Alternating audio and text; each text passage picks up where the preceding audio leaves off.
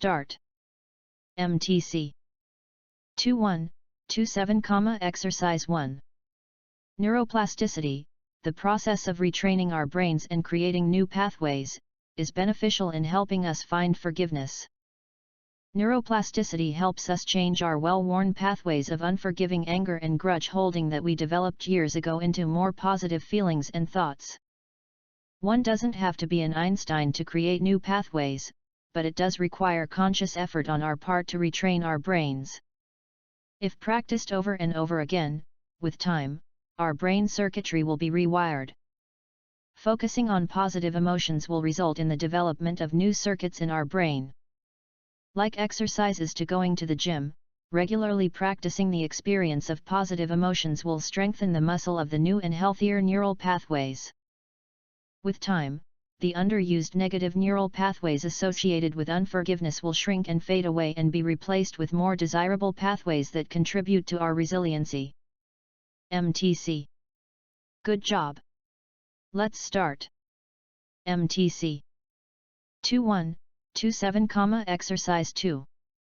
Some studies indicate that decisions about what to attend to are made early in the perceptual process, but other studies reveal that unattended information is processed at least to some extent. Several selective listening studies have found that even when participants cannot repeat an unattended message, they still have processed its contents.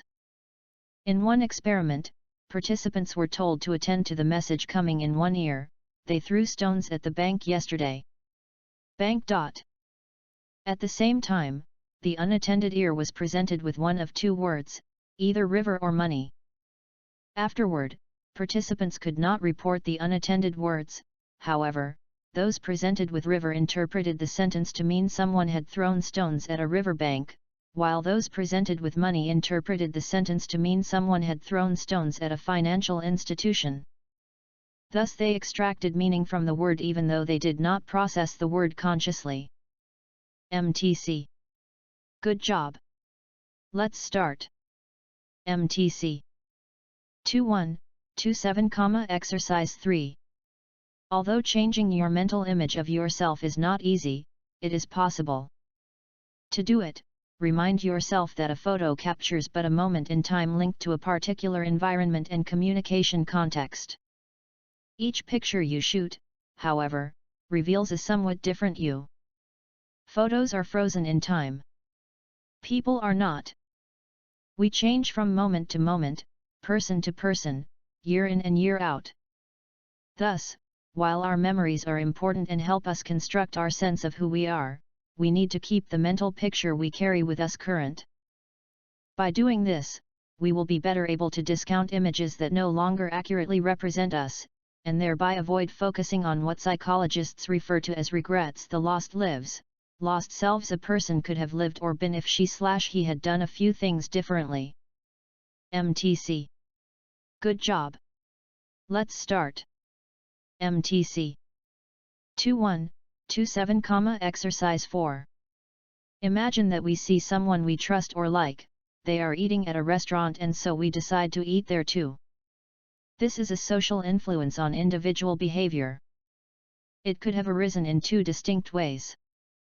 We could have been looking for somewhere to eat and taken the person's presence in the restaurant as a reliable indication that this was a good place to eat. Alternatively, we could have had no prior intention of eating at a restaurant, but we identify with this person and the group that he or she belongs to.